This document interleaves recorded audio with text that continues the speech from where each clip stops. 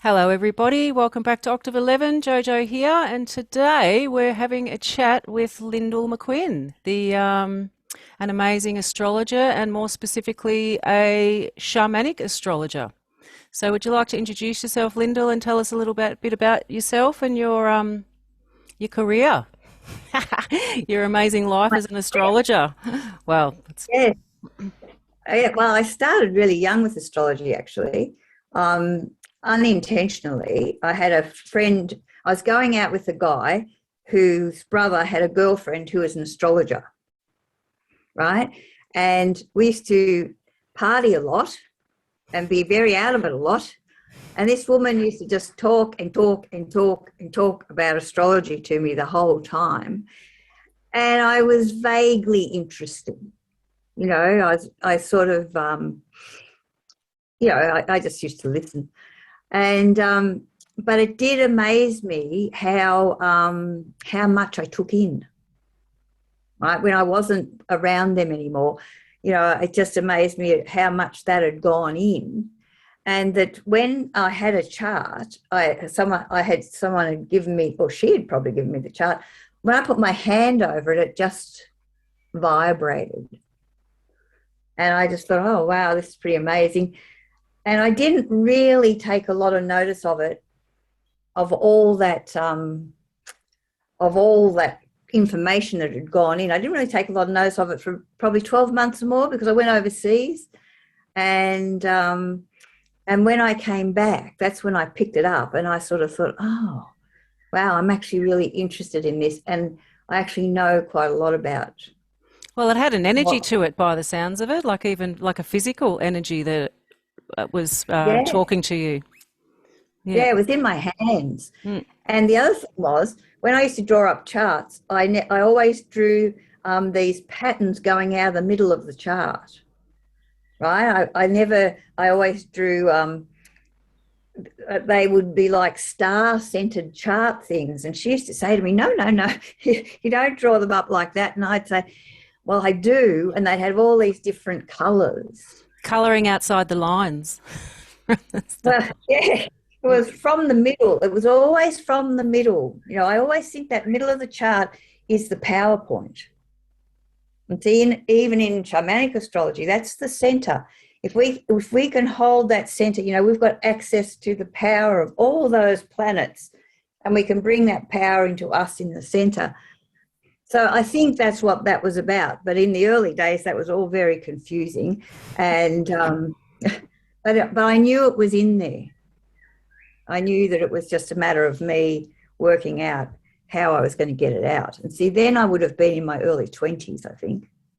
And you obviously did work it out to get it out. What was that I did process work it out. about? Yeah.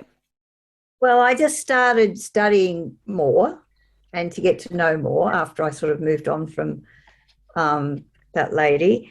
And then we went to live in America for 6 months. And there I met a woman who was teaching astrology in a prison, and she wanted a break. She was exhausted.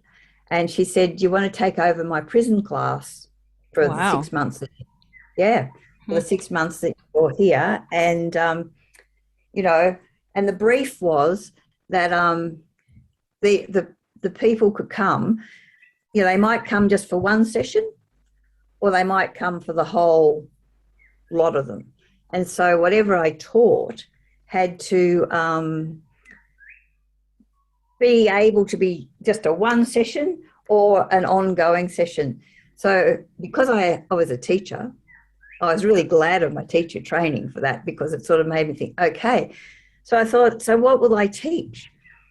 And so I thought, well, I'll teach the personal planets. Because if I do a session each time, you're on the sun sign, on the heart and soul of who you are and what's your purpose, then if someone only comes once, that's fine. And if someone does the whole lot of the personal planets, then, they'll learn about that character of who they are. And given that they were prisoners, I sort of thought maybe it might be a good idea if they started to think about how they were made up and who they were. What an And amazing so skill to offer people that was the in there. most incredible teaching I've ever done in my life, Mm. that teaching.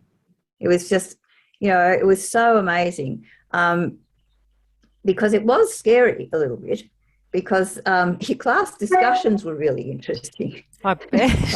Right? Some pretty intense scenarios brought in, I'm sure. Yeah, well, it was just beyond my comprehension.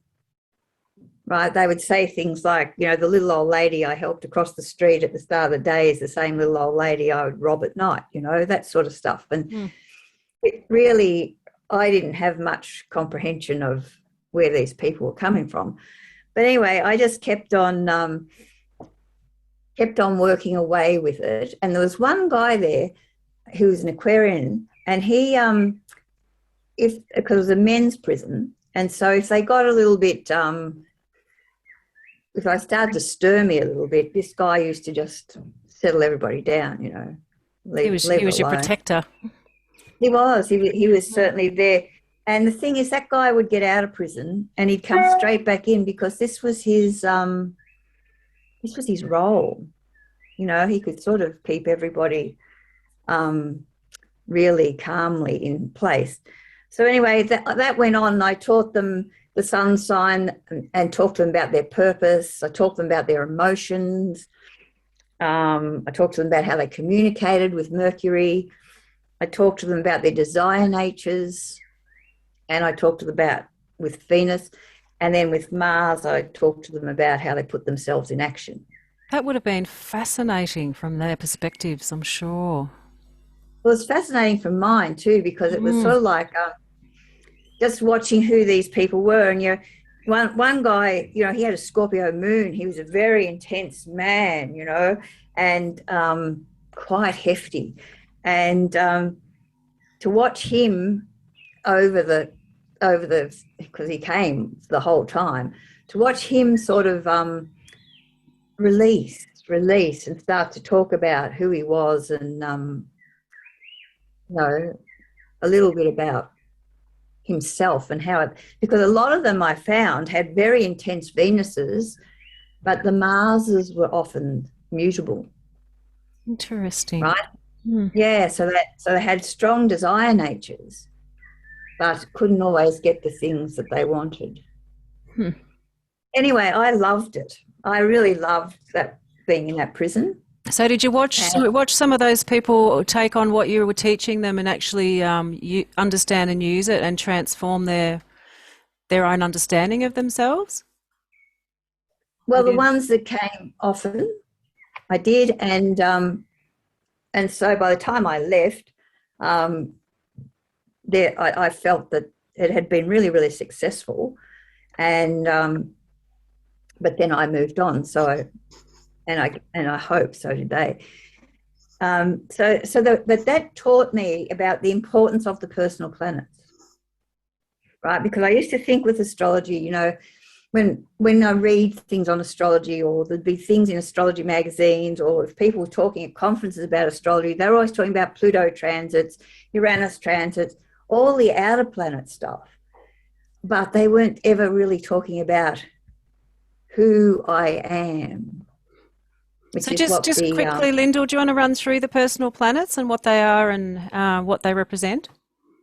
Yeah, they're like a character, right? So the sun sign is the heart and soul of the person and your purpose. You've got to have that sun sign in place, because that's the center of the universe. Everything goes around that. The I am. And then the I am, yeah. You've got to have the sun held. And then the moon is the emotional person. And so that interaction between those two is really, very important. How do I feel about that person in here? And then Mercury is the communicator. And Mercury, I always thought, was very underrated. People don't talk a lot about Mercury.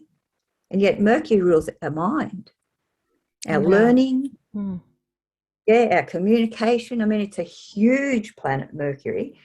But it often gets taken over by Venus, our desire nature, and it's always Venus. Venus is our motivator. She's driving what we want. If we're looking for motive, go and have a look what Venus was up to. what was he driving us all to get, you know?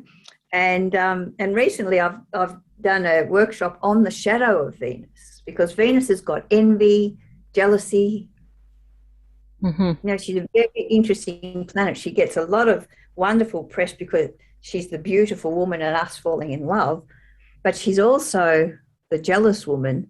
And what motivates us, and often what motivates us, is in shadow. Mm-hmm. Mm-hmm. Right? So Venus, I think, is really very interesting. And of course, then nothing's going to happen unless Mars does it. Right?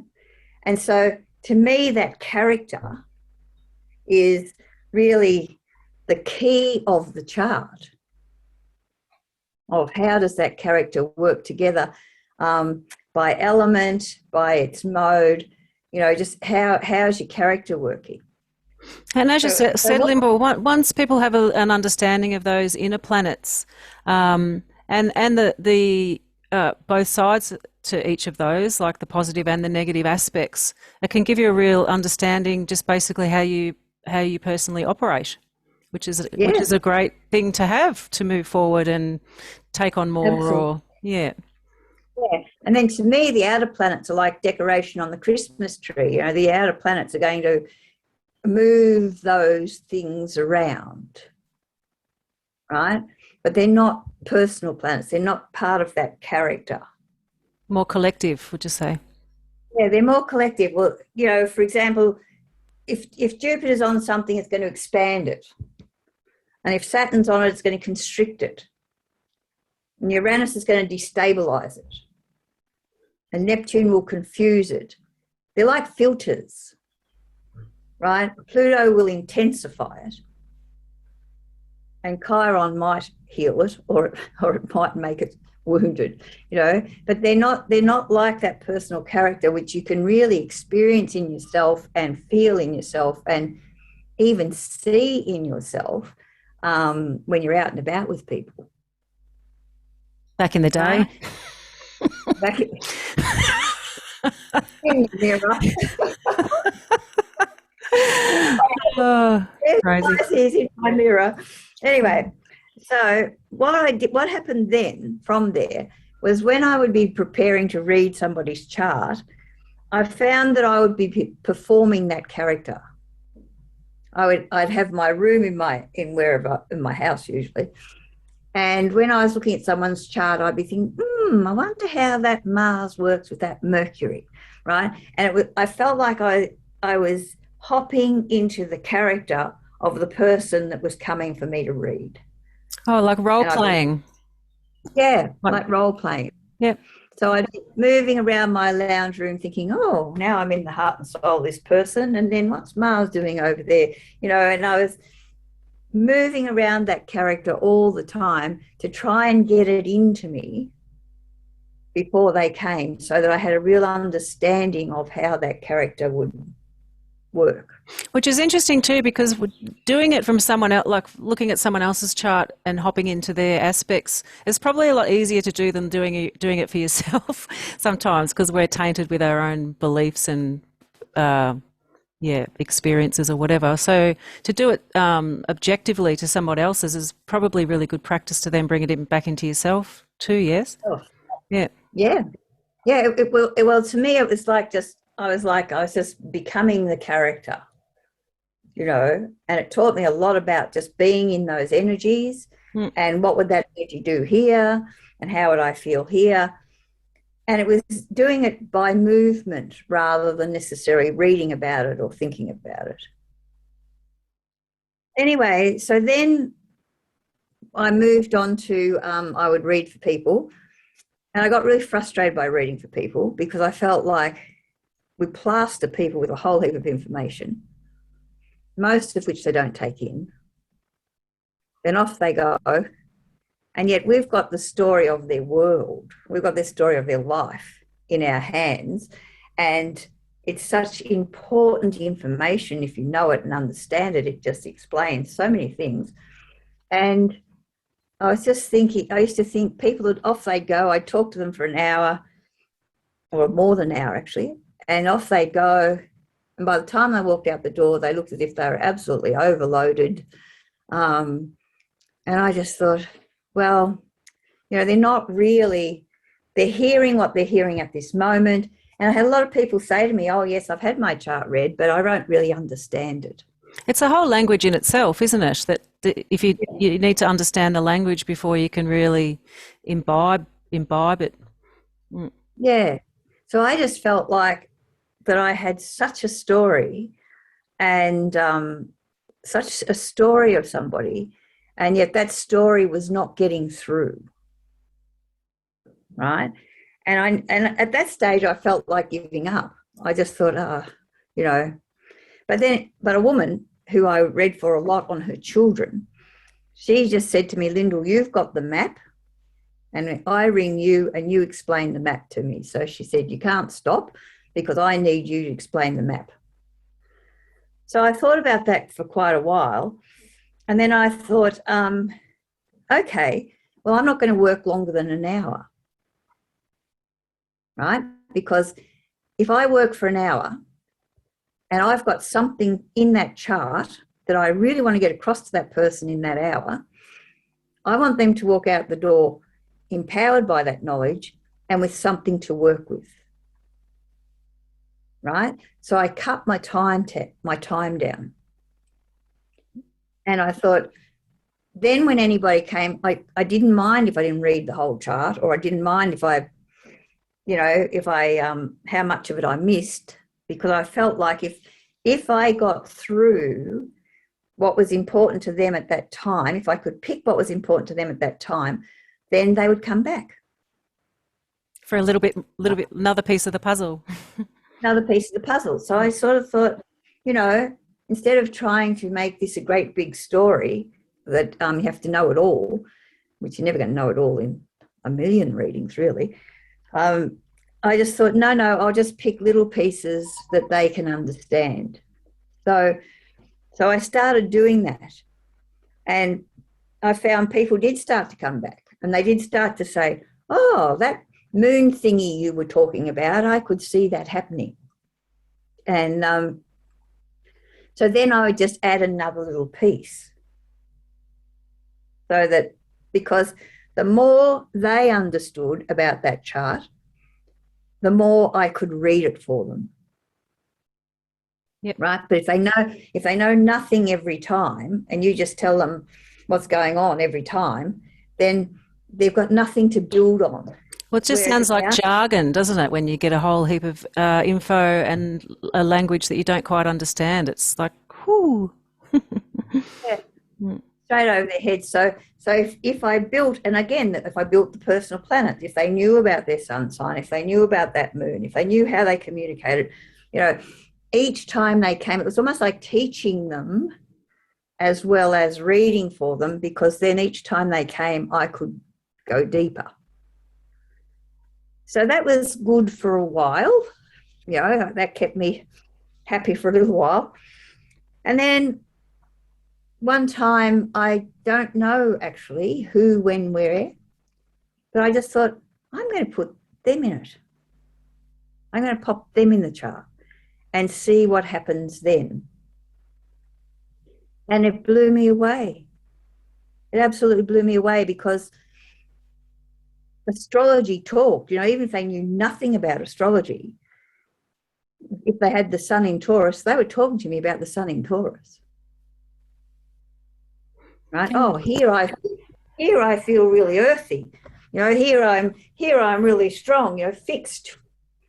And I thought, wow, this is incredible. And so how do you mean when you say you put the person in the chart? So you're speaking about laying it out so they can actually stand on different points and recognize? Yeah. Yeah, I set up my room as a chart. And I would just say to them, okay, well, the issue is in this part now, this is all I'd say was, now this is the sun sign, it's an earth sign, right? Stand there and just tell me what you've got. And off they'd go.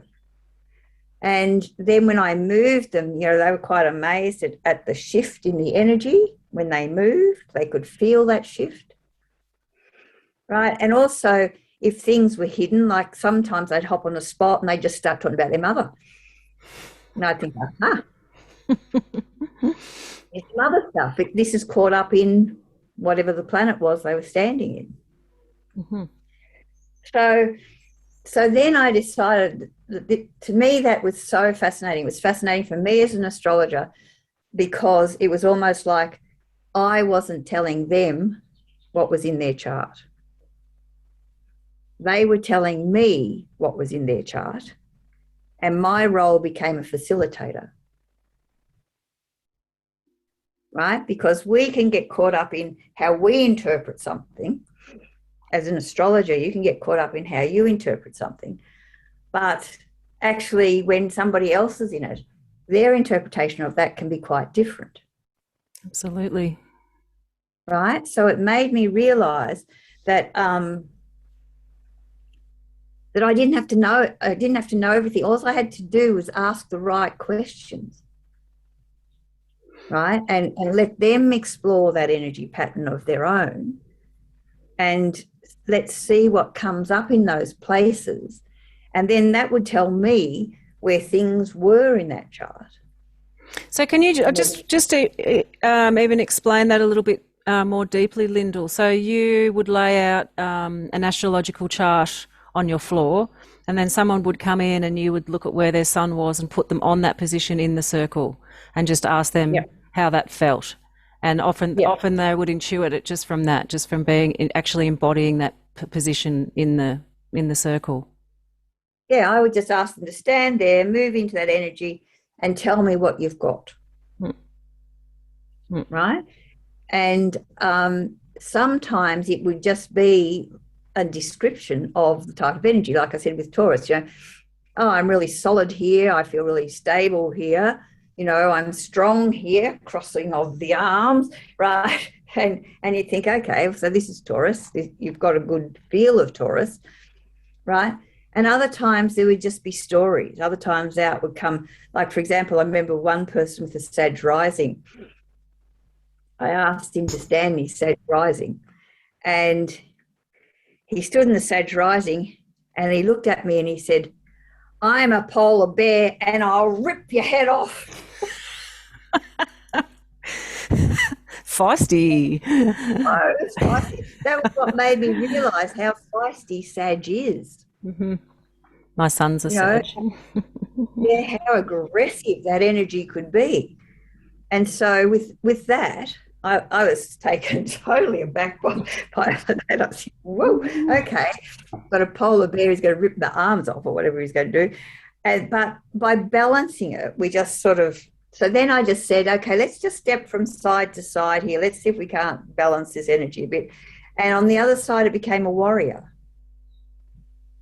So that was another way the reading could go. The reading could go a million ways. Right? It could go a million ways. It could go into this sort of imagery and working with symbols, and we start to balance and we start to have those sort of stories.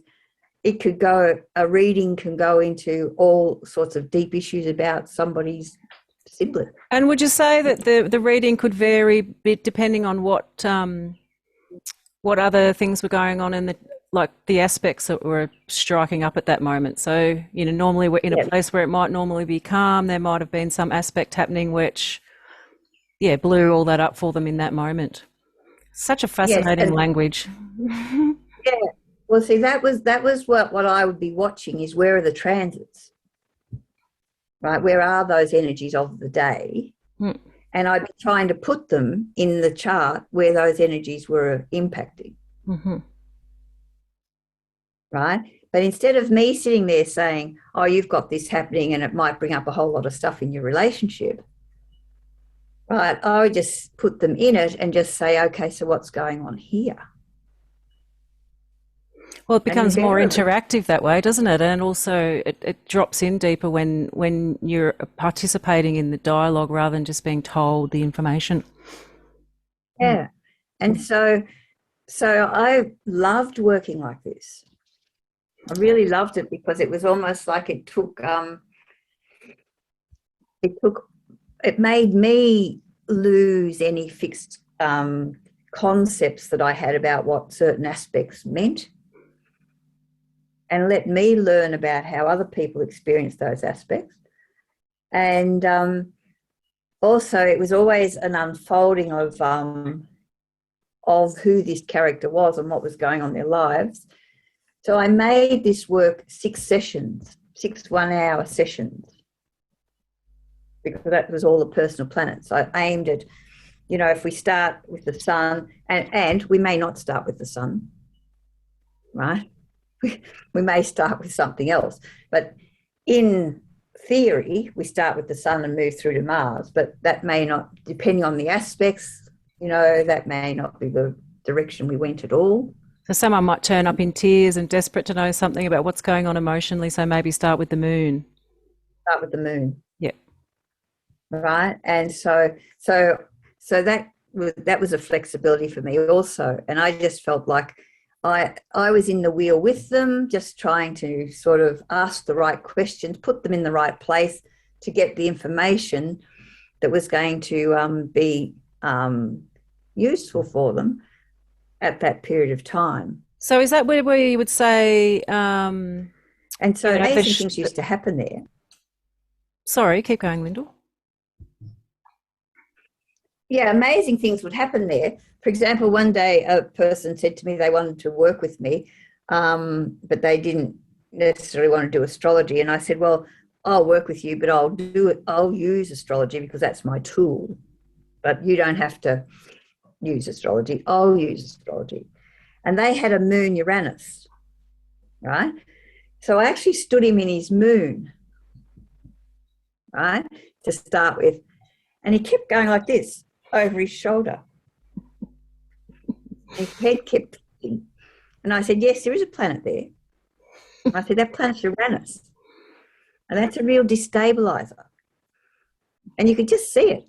Immediately he stood there. He could not stay in that moon. The influence of that Uranus was on him all the time. So what I did in that session was just stepped him into the Uranus and stepped him into the moon so that he got a separation between them. Mm-hmm. Mm-hmm. So that we could actually separate and realise that, yes, there's 2 things here. So that really blew me away. I just thought, I just laughed when I saw this guy going like this all the time. I just thought, that's so Uranus. And the other thing is that I think we do as astrologers, especially if someone's got a lot of planets in one sign, we just say, oh, that's all my Aries, right? But actually it's really important to separate every one of those out, because they're not all the same. One's the heart and soul of you, one's how you communicate, one's perhaps the desire nature.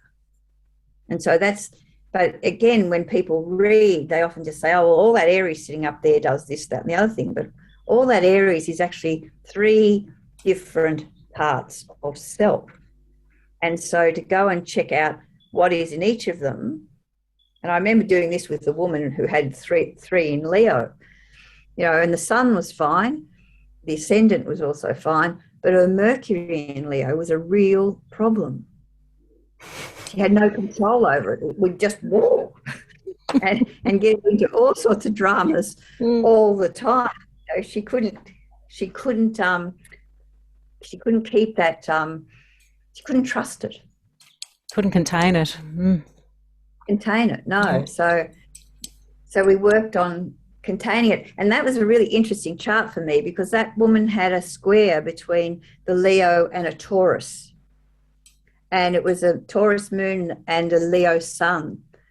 And normally we would think that's a huge issue in a chart, to have a square like that in fixed signs between the heart and soul of someone and the emotions. And I did so much to try and find that conflict in that woman. There was no conflict between the sun and the moon. She could easily be in her Leo sun. She could equally easily be in her Taurus moon. So how would you explain that some people that wouldn't be a problem for, but other people that would be for? Is that because they've learnt to utilize other aspects in their chart to combat that square? Because yeah, squares are difficult. Is a difficult angle to work with usually. Yeah. Yeah. Yeah. Well, yes, she had obviously, because it had been difficult in her life, probably at some stage, she'd resolved it. I think squares are really difficult, but they are the first thing we resolve because they're difficult. So how did she do it as an example, like looking at some other parts of her chart to go, or maybe she just did it innately because otherwise it was too uncomfortable? She was just two very different characters. And the Leo was over around the first house. So when you met her, she was a very Leo, beautiful Leo, warm, gorgeous person, you know, very, very loving and bringing everybody into her space. When she was in Taurus, she was a businesswoman, Taurus moon, businesswoman, right? She had no difficulty making that step. You know, so where in her life, if ever in her life that had been a problem for her, I don't know. But it just, you know, and that was the thing. When I met her, first of all, that was the first thing I honed in on her chart. I thought, sun square moon, fixed signs, got to be an issue. I worked so hard to find that issue. I never found the issue. Right? There wasn't an issue with that. There was an issue with the Mercury, and there was an issue with the moon and a Neptune aspect, but there wasn't an issue between the sun and the moon. And see, that's another thing I think is really interesting when you put people in their wheel. The things that are supposed to be the negatives may well have been resolved. Well, when a negative is resolved, it can turn into your total compadre, can't it? Like your superpower. Yeah, well, certainly that's what that sun and moon were for her. She's a very, very successful person doing her thing.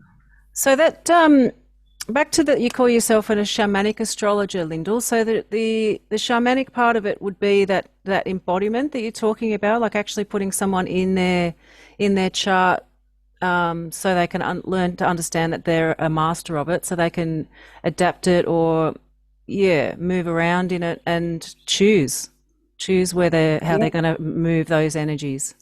Is that right? The energy. Yeah, moves the energy.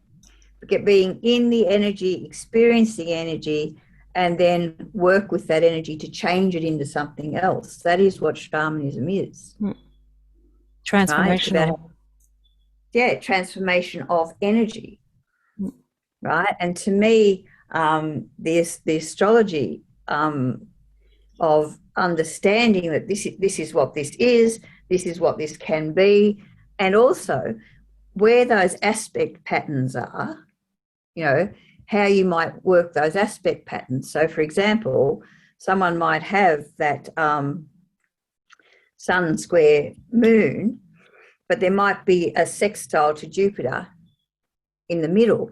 But what you find out when people start walking their charts, they walk the same patterns, right?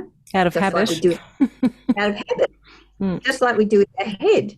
And so what I would often say to them is okay, so if we've got 3 planets here, where do you walk?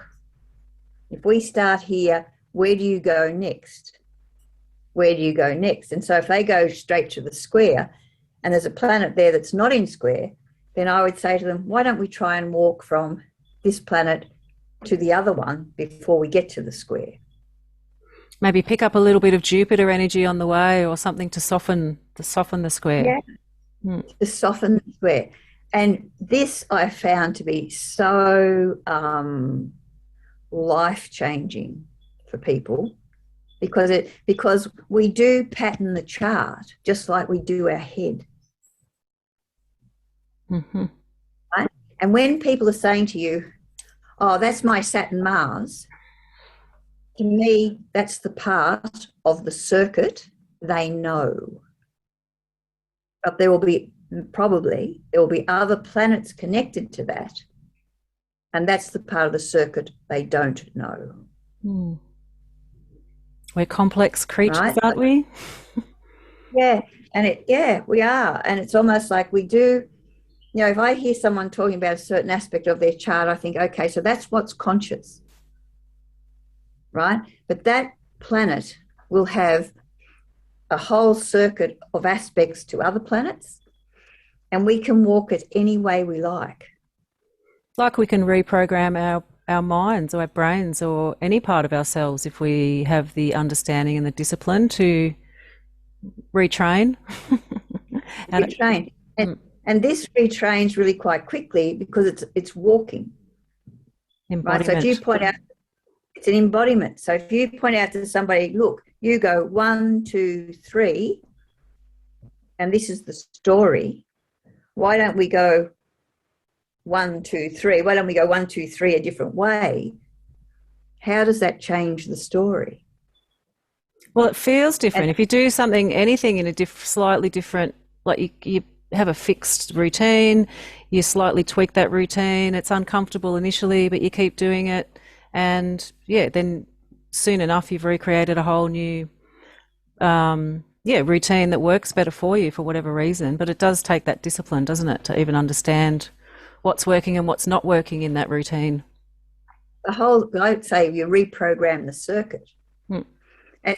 And sometimes it's very fast. So I remember I was talking in Portugal at a conference, and I was doing a workshop on this and having people in their wheels, in walking parts of the chart. And there was a woman there who was obviously very, very mentally stressed, right?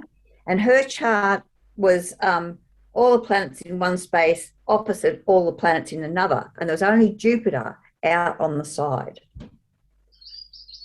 And she said to me, I go from here to here and here to here and here to here, and it's a constant fight the whole time. Push me, pull you. And she was frantically going backwards and forwards between these two places.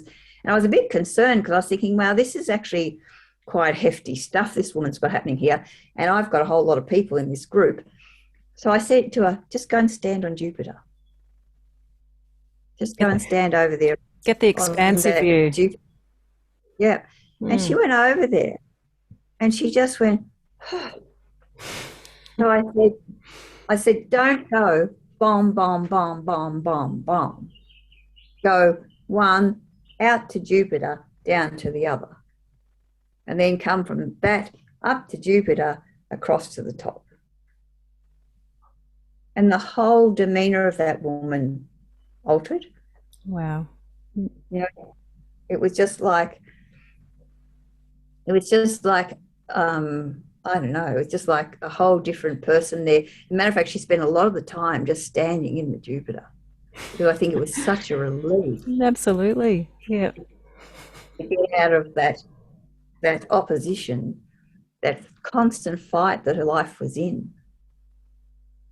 Yeah, so that's how I see it, as it really will reprogram what is happening in your head by walking it, because it's almost like you do talk it, but if you move it first, you move it first, then we talk about it, right?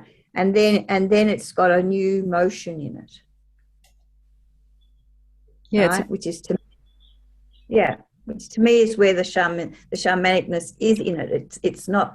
It's about just moving that energy. This is the energy you've got here to work with. How can we make it? How can we use it in a way that actually is the best flow we can get? Well, it gives you that sense of ownership, doesn't it? Rather than going, oh, that's what I've got, that I'll just have to deal with it. That's a hard spot over there, but whatever. That's just what it is.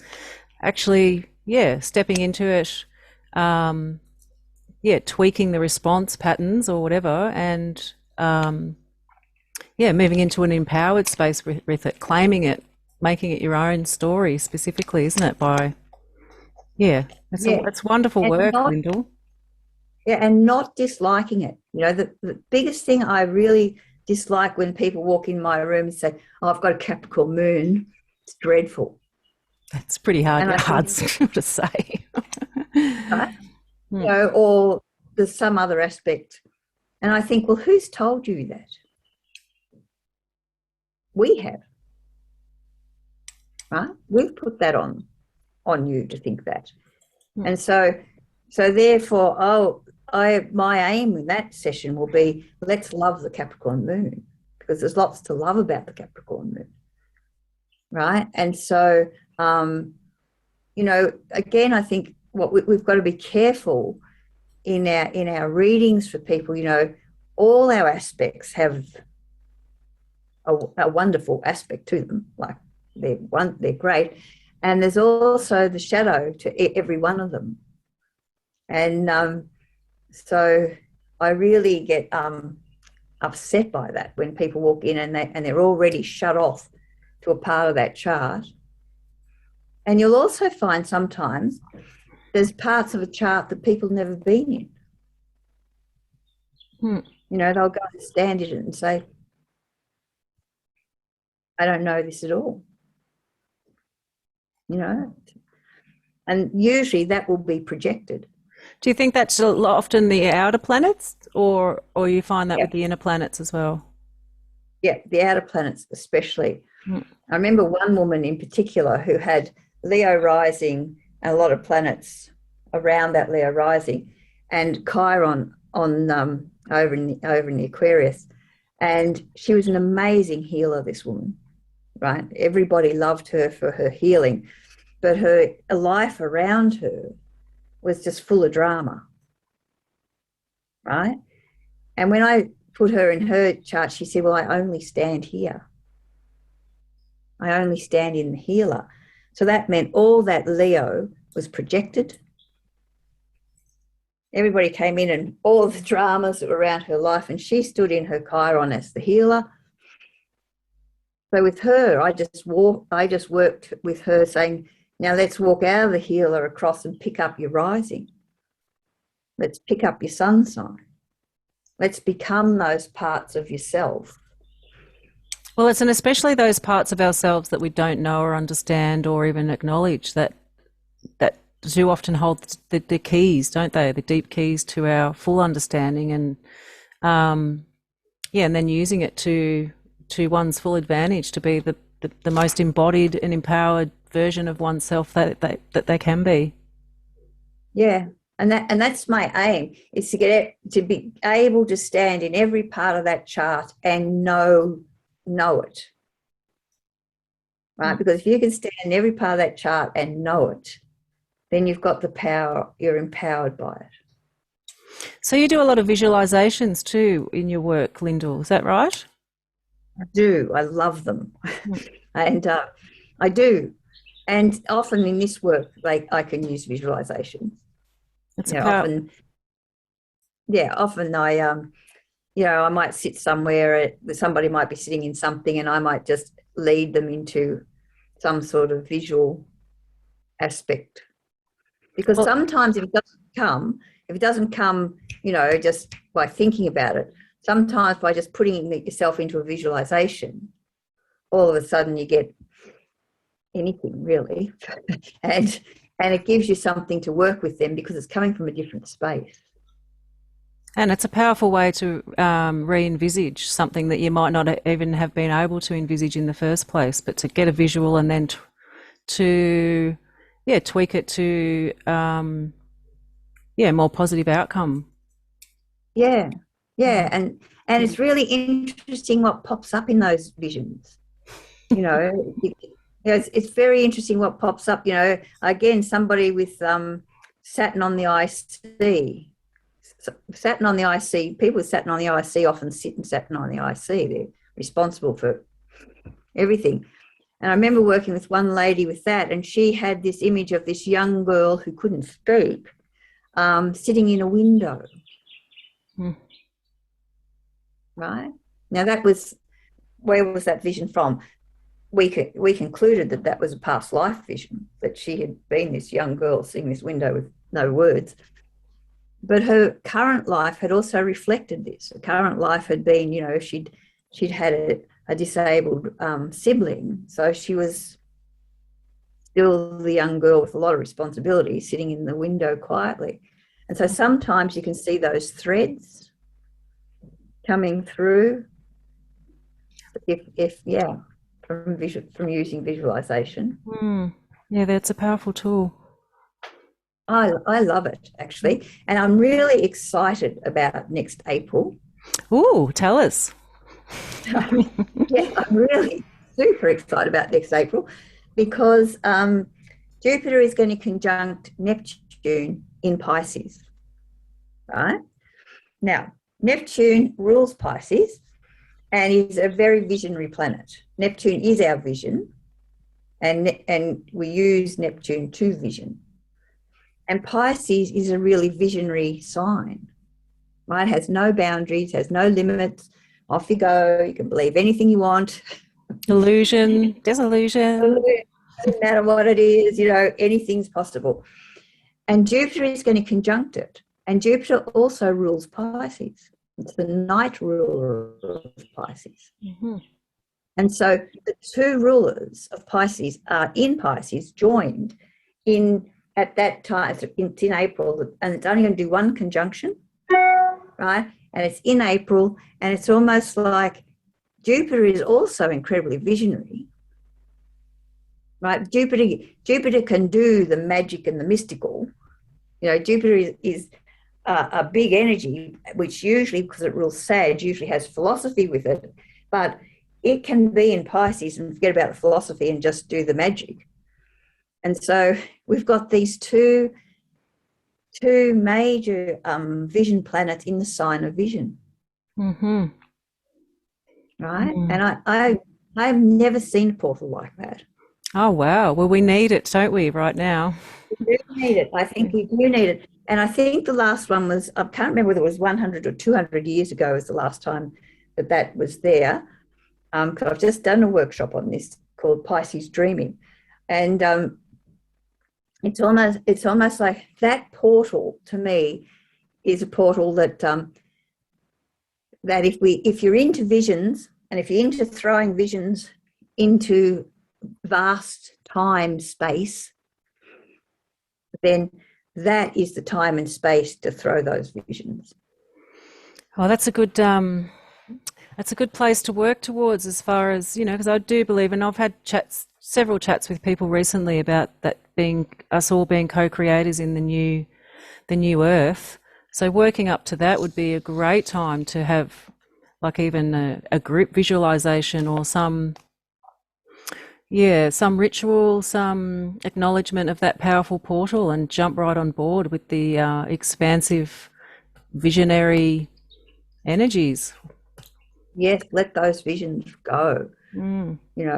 And yes, there is a potential that they're absolute illusions and anything can happen. There's also a potential that it's going to be absolutely chaotic, because Jupiter and Neptune together could be absolute chaos.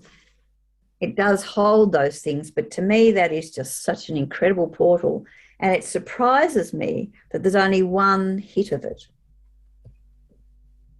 Right? How long does it last for, Lyndall? If a week or so? Only a week or so. But Jupiter hits Pisces in, I think, in December or January. In December, I think. So it hits Pisces then. So I reckon I would start working with Jupiter in Pisces and because it's quite a different type of visualizing with Jupiter in Pisces to what it is Neptune in Pisces. Right? But they're quite different energies. They're quite different types of vision. Right? So as soon as Jupiter hits Pisces, I would start just working in your meditations or whatever, just letting yourself visualize, letting yourself loosen the vision, right? Good time to get the paints out again. Very good time to do that. Photographs as well, image. Wonderful time for that. So I feel really excited about that. So what about in the meantime? Like, that's something for us to look forward to and potentially utilize as a great tool to breathe in the new world. What do you feel the rest of the year is looking like for people, Lyndall? Yeah, it's a hardy. Well, we've still got that Saturn square Uranus. That's that December And 24th, is it? yeah, Mm. Christmas Eve. Oh, stay home for Christmas. Eve is the last conjunction. Then there is another one actually in October of next year. And that has just been such a prick, that Saturn square Uranus. Could you It has talk a been little bit just, about that to people, Lyndall, who might not quite understand what the Saturn Uranus energies that we've been dealing with most of the year have been or are? well, they've been so oppressive. And I personally, I haven't seen a lot of the Uranus fight back. Right? Well, the I've felt very much the Saturn, right? But that could be just because that's the part of me, that's how it's vibrated on me.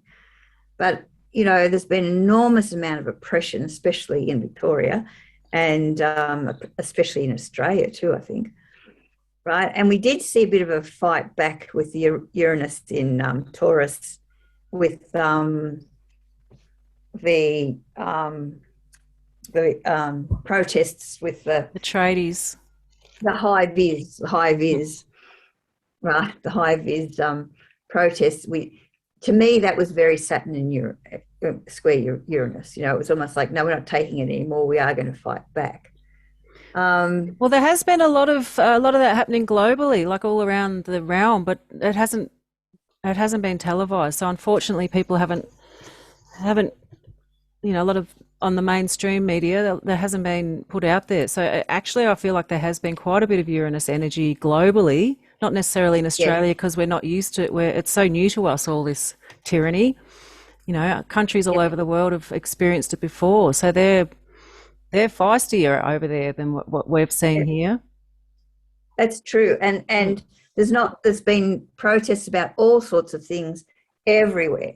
And when we head into summer, I think it's we have the eclipse. When we have that eclipse on that moon, we start summer with an eclipse on the moon, and then on Christmas Eve we have that last square. So Saturn and Uranus are going to start coming back together. That to me is a climax. Oh, In some way. hopefully Uranus pushes on through then, and yeah, it blows apart all the restrictions and limitations and lockdowns and Oh, yeah. hopefully, because it's just been such a slog. So it's hard to actually, I think it's been very hard to be optimistic in amongst that, because it's just been so heavy. And I think it's really interesting that that's Saturn in Aquarius. Saturn in Aquarius has been very oppressed. That Saturn has been very, very strong, whereas the Uranus in Taurus is strong as well, but we haven't sort of seen, I guess we are seeing the change in the structures, the change in the Taurus world. But I've just felt this year that the Saturn has had the dominance. Yeah. But that might be just because of that's how it's affected me in my chart. It may not have been how everyone has actually seen that. Oh, I think everyone's But yeah, felt the heaviness, that's for sure. yes, and the restriction. Yeah, so when we get rid of that, and then Jupiter will be in Aquarius, will be in Pisces, that will be a different sort of energy. But you've got to watch with Pisces that everything just doesn't go to mush, that it doesn't just get very chaotic, and it might. Is there anything else in the chart at that time that there's something to grasp onto to keep our heads above the illusion, dreaming, visionary, I something haven't really to keep our studied. feet on the ground with? I haven't really studied it past because I've studied up because that Mercury retrograde that's been in Libra. We've had 2 months nearly of Mercury in Libra. That's to me quite unusual, and I did expect that to create different dialogue, right? And it has. It has created different dialogue. It has created different dialogue of, okay, we're all sick of being locked down. Now we're going to start to move out. But it's brought in the legalities of it. It's brought in all the mandating and the legalities. And so that conversation is going on. And thank goodness this week, Mercury and Jupiter are also not retrograde anymore. So maybe we'll get movement there. But I thought that was a really interesting thing to happen, to have Mercury retrograde and so long in Libra, because Libra is a sign of rights and fairness. Oh, well, hopefully it's picked up some of that and we can move forward with a bit more of that justice and fairness and balance. Well, there are dialogues. There's certainly dialogues. And I think at the moment, because we've got our Aries moon, we've got the conflict. We've got people coming back in and reinforcing the hard line. But that's because we've got an Aries moon. You know, that I don't think that'll last for a long period of time. So hopefully there's some sort of breakthrough while we have this Libra phase of a balancing up of people's attitudes. And what information's coming in for people to balance up, you know, hopefully we'll see a little bit more of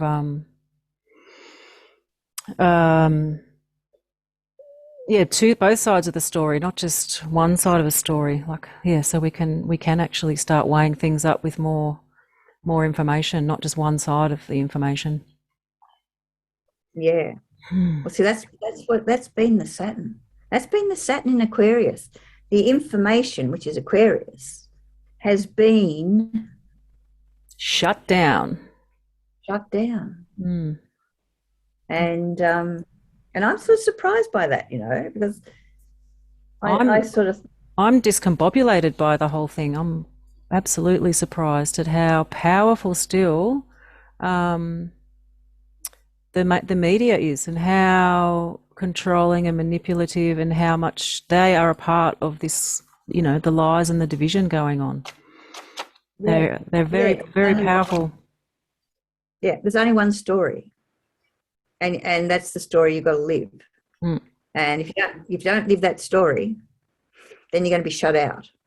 And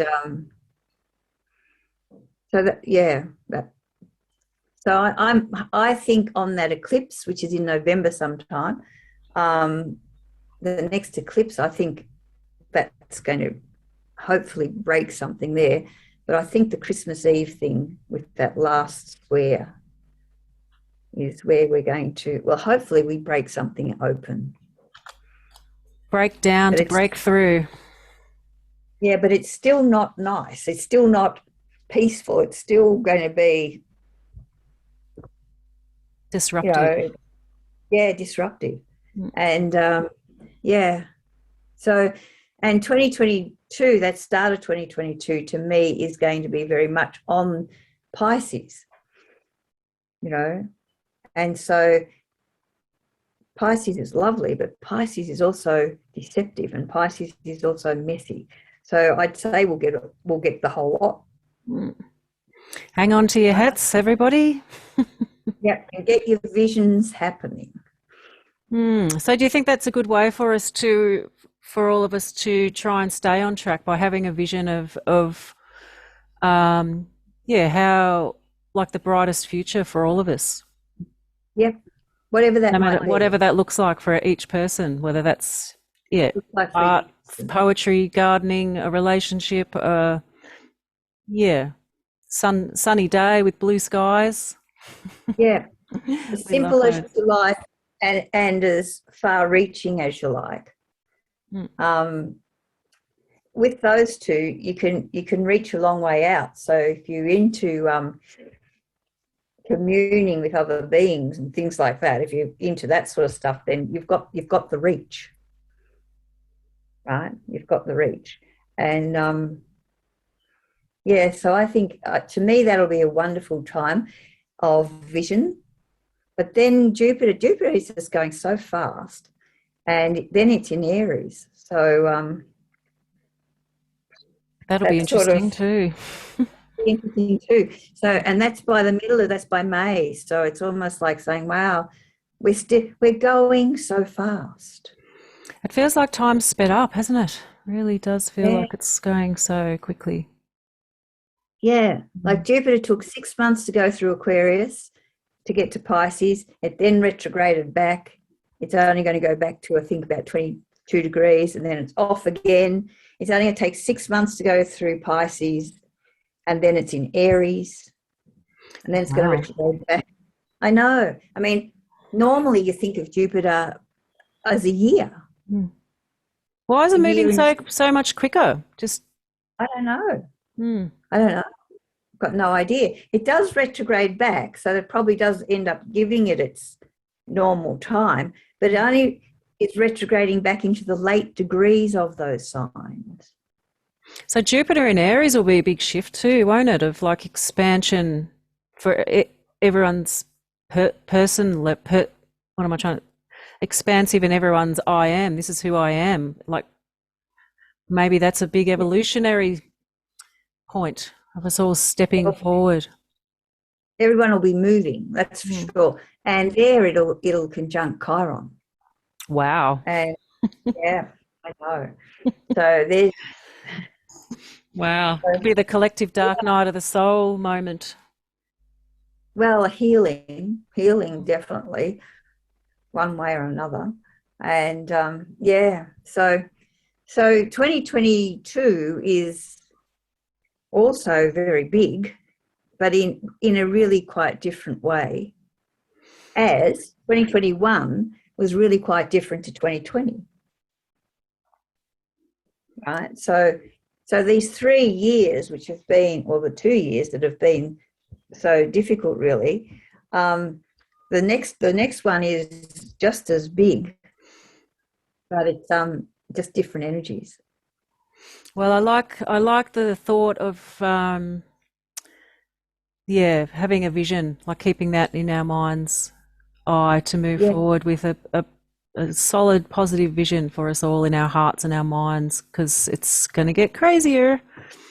yeah, and work with the vision. Work with the vision as soon as Jupiter hits the Pisces, because it's coming towards that Neptune. So it's almost like I'd be working with the two sides of the vision, because Jupiter is our night vision, our night ruler.